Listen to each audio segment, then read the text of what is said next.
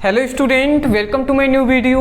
आज का वीडियो आप सभी के लिए बहुत ही ज़्यादा इंपॉर्टेंट है क्योंकि आज के इस वीडियो में हम पढ़ने वाले हैं क्लास 12th हिंदी।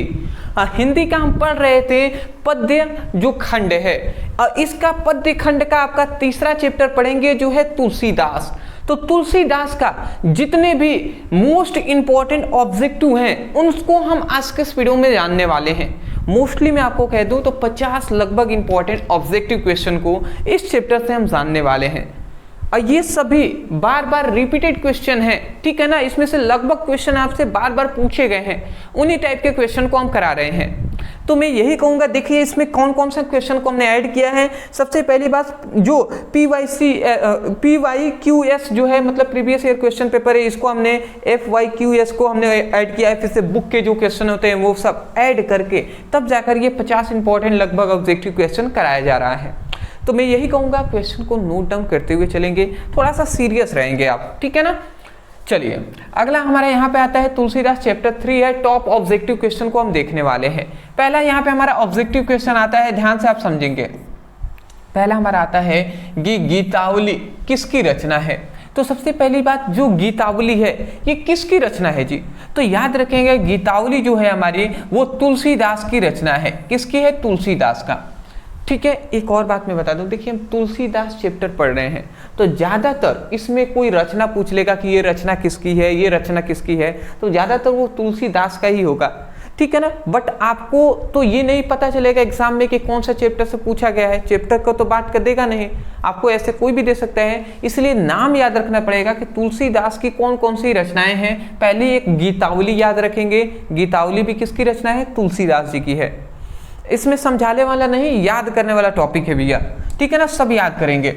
अगला आता है गोस्वामी तुलसीदास हिंदी के कैसे महाकवि हैं। तो गोस्वामी जो तुलसीदास जी हैं वो हिंदी के कैसे क्या है? महाकवि हैं। तो जातीय महाकवि हैं या स्वच्छंद महाकवि हैं या अंतरजातीय महाकवि हैं या रूढ़िवादी महाकवि हैं। तो याद रखेंगे कि जो स्वामी तुलसीदास जी जो हैं वो जातीय महाकवि हैं। कौन है जी? जातीय महाकवि हैं, इसलिए ऑप्शन ए आपका करेक्ट हो जाएगा। नेक्स्ट हमारे यहाँ पे क्वेश्चन आता है, निम्न में से कौन सी रचना तुलसीदास की है। इसमें से कौन सी रचना है जो तुलसीदास जी की है। तो यहाँ पे याद रखेंगे कि शिवा भवानी ये भी नहीं है, ठीक है ना, मसाला नाम भी नहीं है, लहर भी नहीं है, लहर तो जयशंकर प्रसाद जी की है ना। तो यहाँ पे दोहा वाली, ये दोहा वाली भी किसकी रचना है? तुलसीदास जी की है। और इससे पहले अभी हमने ये देखा, ये भी किसकी रचना है जी?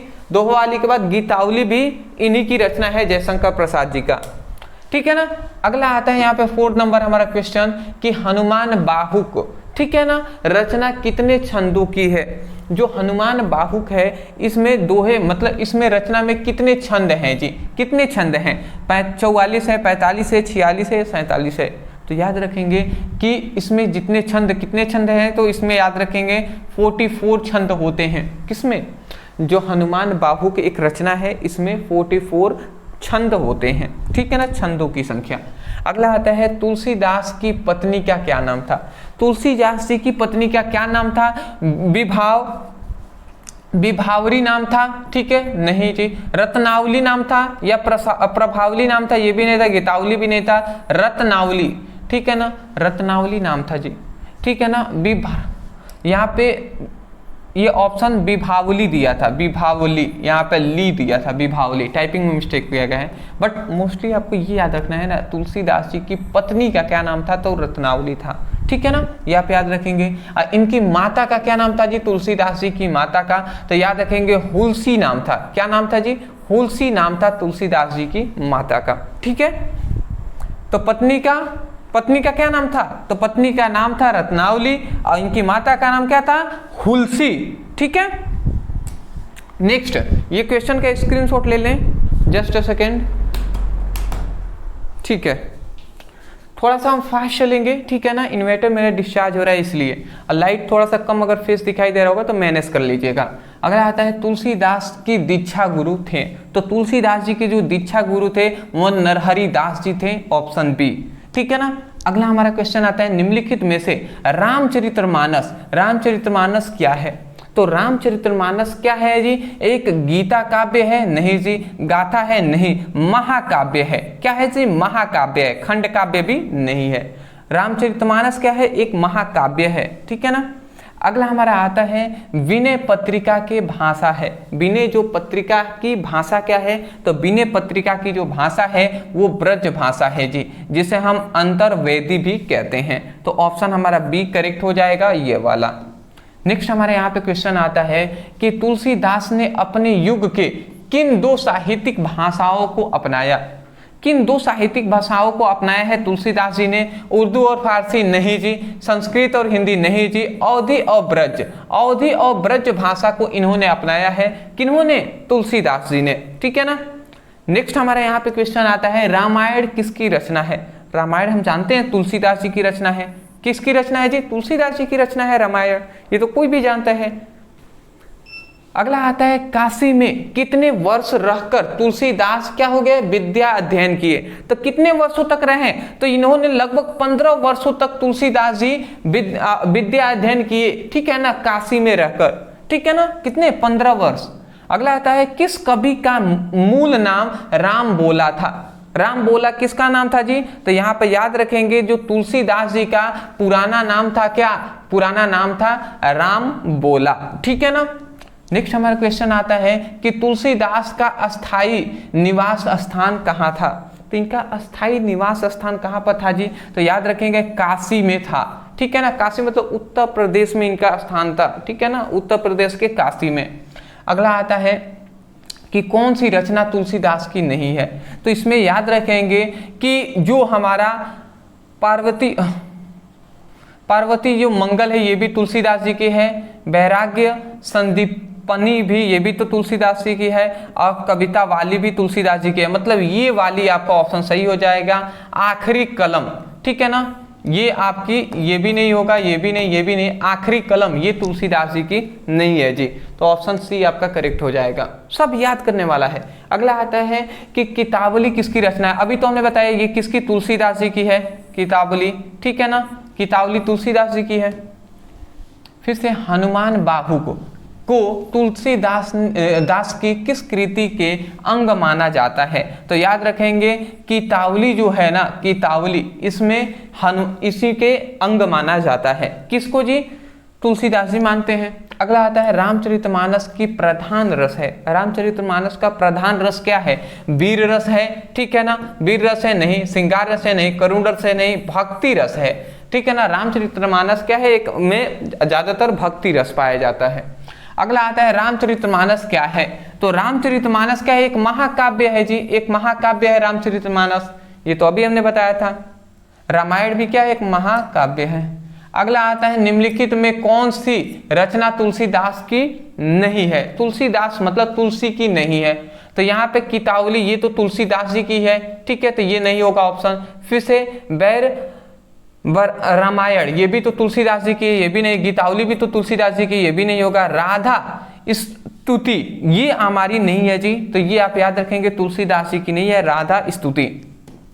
नेक्स्ट हमारा आता है मानस, मतलब रामचरितमानस की रचना समय क्या है? कब रामचरितमानस की रचना किया गया था? तो 1631 ईस्वी में, ठीक है ना, 1631 ईस्वी में रामचरितमानस का किया गया था रचना। अगला आता है रामचरितमानस की भाषा क्या है? तो याद रखेंगे अवधी भाषा है जी, अवधी भाषा है रामचरितमानस का, और तुलसीदास जी की भी भाषा अवधी थी, ठीक है ना, ये आप याद रखेंगे। और इनकी कौन सी रचना, मतलब इनको ना कौन सी भाषा अपनाया था? अवधी और ब्रज भाषा अपनाया था तुलसीदास जी ने। विनय पत्रिका के भाषा है, विनय पत्रिका की जो भाषा है वो ब्रज भाषा है, क्योंकि विनय पत्रिका किसकी रचना है जी? तुलसीदास जी की। तो ऑप्शन बी करेक्ट हो जाएगा। अगला यहाँ पे तुलसीदास जी का जन्म कहाँ हुआ था? तो ये आप याद रखेंगे कि हम जानते हैं कि तुलसीदास जी का जन्म जो हुआ था वो उत्तर प्रदेश में हुआ था। तो उत्तर प्रदेश की जो बाधा है, जैसे हम कह सकते हैं राजापुर में हुआ था तुलसीदास जी का जन्म। तो मोस्टली उत्तर प्रदेश आप याद रखेंगे। यहाँ पे एक आवश्यक सूचना मैं बता दूं, ये आपके लिए बोर्ड एग्जाम जो बिहार बोर्ड के स्टूडेंट हैं उनके लिए इंपॉर्टेंट है कि बोर्ड एग्जाम 2026 के लिए उनको हम नोट्स प्रोवाइड कर रहे हैं। फिजिक्स और केमिस्ट्री दोनों कंबाइन करके आपको संपूर्ण किताब का नोट्स दिया जा रहा है, ठीक है ना। पीडीएफ नोट्स ओनली 99 में मिल जाएगा आपको। यहाँ पे संपूर्ण किताब के पहले तो ऑल नोट्स दिए जाएंगे, उसके साथ साथ संपूर्ण किताब के चैप्टर वाइज सभी सब्जेक्टिव क्वेश्चन दिए जाएंगे जो बार बार रिपीटेड हुए हैं आपके बोर्ड एग्जाम में। फिर से सभी महत्वपूर्ण ऑब्जेक्टिव दिया जाएगा, चैप्टर वाइज दिया जाएगा। जैसे ये तीसरा चैप्टर का है वैसे ही चौथे पांचवें इस तरीके से सभी का नोट्स दिया जाएगा। फिर से इंपॉर्टेंट अभिक्रियाओं का भी नोट्स दे दिया जाएगा। ये सब केमिस्ट्री फिजिक्स का आपका टोटल 15 चैप्टर है और केमिस्ट्री का आपका टोटल 16 चैप्टर है। अब 15 16 कितने होते हैं 31। तो 31 चैप्टरों का आपको संपूर्ण किताब का नोट्स, फिर से सब्जेक्टिव का नोट्स, फिर से ऑब्जेक्टिव का नोट्स, फिर से अभिक्रियाएं, ये सब ओनली आपको 199 में दिया जा रहा है। नीचे व्हाट्सएप नंबर दिखाई दे रहा होगा, मैसेज कर लीजिएगा व्हाट्सएप पर ओनली, और वहां से आप नोट्स मांग के मिल जाएगा आपको। बिहार बोर्ड के स्टूडेंट है ये जरूर वहां पे बता दीजिएगा, ठीक है ना। चलिए अगला आता है तुलसीदास का मूल नाम क्या था। तो भोला जो हमारा राम बोला ही तो नाम था ना, राम बोला नाम था तुलसीदास का, ठीक है ना। अगला हमारे यहाँ पे आता है तुलसीदास के शिक्षा गुरु थे।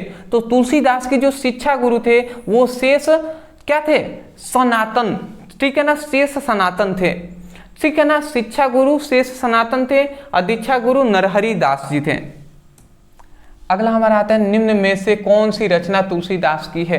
कौन सी रचना इसमें है जो तुलसीदास की है।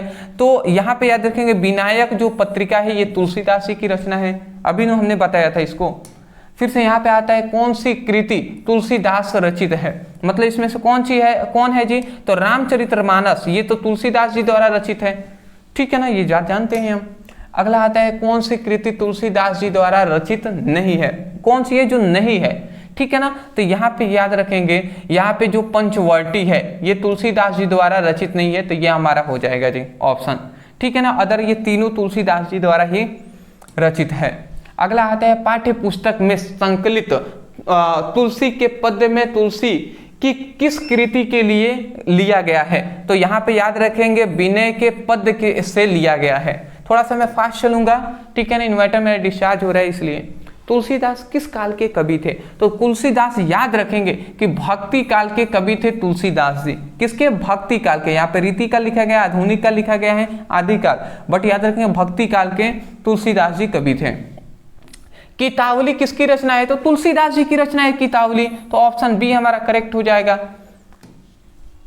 तुलसीदास का जन्म किस प्रदेश में हुआ था। उत्तर प्रदेश में हुआ था, तो यहाँ पे उत्तर प्रदेश यहाँ पे दिखाई दे रहा है, उत्तर प्रदेश के काशी में हुआ था, या राजापुर भी आप कह सकते हैं। काशी के कितने वर्ष तक रहकर तुलसीदास जी ने शिक्षा प्राप्त किया था। कितने वर्ष तक, 15 वर्षों तक रहकर, तो ये 15 वर्ष यहाँ पर हो जाएगा। नहीं भैया 15 वर्ष ना होगा, ये नहीं होगा, 15 वर्षों तक रहकर इन्होंने किया था, 15 वर्षों तक, ठीक है ना, 15 वर्ष होगा। रामचरितमानस किसकी रचना है। तो रामचरितमानस तुलसीदास जी की रचना है, ये आपका हो जाएगा। अगला हमारा आता है तुलसीदास किस शाखा के कवि हैं। तो तुलसीदास जी याद रखेंगे राम मार्गीय, ठीक है ना, राम मार्गीय के क्या है, शाखा के कवि हैं। और सूरदास किसके, कृष्ण मार्गीय के शाखा के कवि हैं, ठीक है ना। सूरदास कृष्ण मार्गीय, तुलसीदास राम मार्गीय। अगला हमारा यहाँ पे आता है दूसरे पद में तुलसी ने अपने परिचय किस रूप में दिया है। अपना परिचय किस रूप में दिया है इन्होंने। तो भिखारी के रूप में इन्होंने अपना परिचय दिया है तुलसीदास जी ने, ठीक है ना, किसके, भिखारी के रूप में। अगला आता है तुलसीदास को किस चीज की भूख थी। तुलसीदास को किस चीज की भूख थी जी। तो याद रखेंगे भक्ति की भूख थी। किसकी, भक्ति की भूख थी। और सूरदास की किसकी भूख थी। तो श्री कृष्ण के प्रेम की भूख थी, ठीक है ना। अगला आता है यहाँ पे कि तुलसीदास के पठित पद किस भाषा में है। तुलसीदास के जो पठित पद्य हैं वो किस भाषा में है। तो यहाँ पे हम जानते हैं अवधी भाषा, अवधी भाषा इनकी कौन सी भाषा है थी, अवधी भाषा और ब्रज भाषा। तो ये हमारी हो जाएगी अवधी भाषा, ठीक है ना। और यहाँ पे ब्रज भाषा किसकी है जी, ब्रज भाषा है किनकी, सूरदास की, सूरदास की जो है, ठीक है ना, ब्रज भाषा। अगला आता है तुलसीदास के प्रथम पद में किसकी क्या क्या स्तुति की है, ठीक है ना, किसकी स्तुति की है जी। तो यहाँ पे आप याद रखेंगे कि जो सीता जी की स्तुति किया गया है प्रथम पद में, प्रथम पद में सीता जी की स्तुति के बताया गया है, किसने, तुलसीदास ने बताया है रामचरितमानस में। अगला आता है तुलसीदास के दोनों पदों में किस रस का व्यंजक हुआ है? किस रस का व्यंजक हुआ है? तो भक्ति रस का व्यंजक हुआ है। रामचरितमानस में भक्ति ही रस तो ज्यादातर किया गया है ना। अगला यहाँ पे आता है तुलसीदास के प्रथम सर्ग में अपना परिचय किस रूप में दिया है? तो इन्होंने किस रूप में दिया है? सीता के दास के रूप में इन्होंने दिया है। ठीक है, सीता के दास के रूप में। और प्रथम पद में ही तो सबसे ज्यादा सीता जी के बारे में बताया गया है, तो ये हो जाएगा। अगला आता है कि कबटुक अब अवसर पाई में अब संबोधन किसके लिए है? तो ये किसके लिए है? ये सीता के लिए है। ये आप ऑप्शन ए याद रखेंगे। अगला आता है कौन तुलसीदास का मित्र नहीं है? कौन है जी जो तुलसीदास जी का मित्र नहीं है? तो यहाँ पे याद रखेंगे सूरदास जी थे, वो तुलसीदास जी के मित्र नहीं थे। यहाँ पे अदरवाइज महाराजा मान सिंह भी थे, ठीक है ना, टोड रमल भी थे, ठीक है ना, और यहाँ पे नाभादास भी थे। अगला आता है कौन सी रचना तुलसीदास की है? तो तुलसीदास जी की कौन सी है जी? तो यहाँ पे पद्मावत तो है नहीं, पाश्चिमी तो नहीं, विनय पत्रिका ये तुलसीदास जी के है। सूर सागर किसका है? तो सूरदास जी की है, ठीक है ना। तो ये आपका हो गया जी। तो ये हमने लगभग 45 इंपॉर्टेंट ऑब्जेक्टिव क्वेश्चन आज के इस वीडियो में बताया है तीसरे चैप्टर से। मैं यही कहूंगा कि इन सभी जो आपके क्वेश्चन, इन सभी को आपको तैयार कर लेना है, ठीक है ना। ये सभी हम जो भी आपको बता रहे हैं, ये सभी आपके बोर्ड एग्जाम में प्रीवियस ईयर क्वेश्चन पेपर में पूछे गए हैं।